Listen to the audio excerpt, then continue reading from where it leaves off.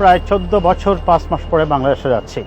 যদিও আমি দেশের বাইরে আছি, কিন্তু আমার এলাকার মানুষের সাথে এবং এলাকার জনগণের সাথে এবং বাংলাদেশের রাজনীতির সাথে আমার রয়েছে ওতপ্রোতভাবে সম্পর্ক। তার কারণটা হচ্ছে আমি একজন পলিটিক্যাল অ্যানালিস্ট হিসাবে দীর্ঘদিন থেকে এই কাজ করে আসছি এবং আমি সিলেট শাহজালাল বিশ্ববিদ্যালয় কেন্দ্রীয় ছাত্র সংসদ শাকসু নির্বাচিত জিএস ছিলাম এবং খুব সঙ্গত কারণে বাংলাদেশের রাজনীতি এবং রাজনৈতিক বিষয়গুলো নিয়ে আমার গভীরভাবে পর্যবেক্ষণ আছে। আমি দীর্ঘ এই আন্দোলন সংগ্রামের সময়, বিশেষ করে ফ্যাসিবাদ বিরোধী আন্দোলনের সময় আমি মিডিয়া অত্যন্ত সক্রিয় থেকে জনমত গঠনে সহায়তা করেছি এবং একজন মিডিয়া যোদ্ধা হিসাবে আমি কাজ করেছি। আমার দল বাংলাদেশ জাতীয়তাবাদী দল সেই আন্দোলনে নেতৃত্ব দিয়েছে।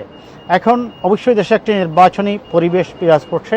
আমরা প্রত্যাশা করি দেশের এই নির্বাচনের পরিবেশ সুষ্ঠু থাকবে, সুন্দর থাকবে এবং বাংলাদেশ জাতীয়তাবাদী দল বিএনপির হয়ে অনেকেই মনোনয়ন চাচ্ছেন।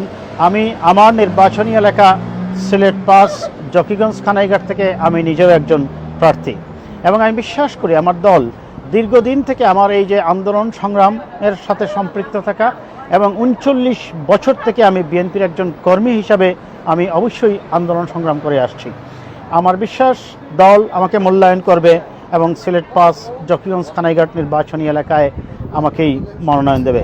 আমি খুব শীঘ্রই দেশে যাচ্ছি, আগামী মাসের 3 তারিখে আমি দেশে যাচ্ছি এবং আমার এলাকার জনগণের সাথে সরাসরি আমি কথা বলবো, আমার ইন্টারাকশন হবে এবং মানুষের সুখে দুঃখে আমি অতীতেও ছিলাম, এখনও আছি এবং ভবিষ্যতেও থাকবো। আমি ব্যক্তিগতভাবে বাংলাদেশে 3টি কলেজেই শিক্ষকতা করেছি এবং আমি যখন ইংল্যান্ডে আসি এবং ইংল্যান্ডেও আমি 2টি কলেজেই শিক্ষকতা করেছি। খুব সঙ্গত কারণে আমি পারিবারিকভাবেও আমার বাবাও একজন শিক্ষক ছিলেন, আমার দাদাও একজন আলেম ছিলেন। সেই শিক্ষক পরিবারের মানুষ হিসাবে আমার নিজেরও শিক্ষকতা জীবনের দীর্ঘ অভিজ্ঞতাকে কাজে লাগিয়ে আমি এইটুকু বলতে পারি আমার নির্বাচনী এলাকার মানুষকে, যদি আমার দল আমাকে মনোনয়ন দেয় এবং আপনাদের সহযোগিতা ভালোবাসায় যদি আমাকে সংসদে আপনারা পাঠান, নির্বাচিত করেন, তাহলে আমি জকিগঞ্জ কানাইঘাট অপেক্ষাকৃতভাবে একটি শিক্ষা দীক্ষায় পিছিয়ে পড়া নির্বাচনী এলাকা, পাশাপাশি এটার ইনফ্রাস্ট্রাকচার বা অবকাঠামোগত অনেক উন্নয়ন প্রয়োজন। তবে আমি যেটাতে মেইনলি প্রায়োরিটি দেব সেটা হচ্ছে প্রত্যেকটি বাচ্চা যেন স্কুলে যায় এবং স্কুলের আঙ্গিনা থেকেই সেখান থেকে আমি শুরু করব আমার জনগণের জন্য কাজ করাটা।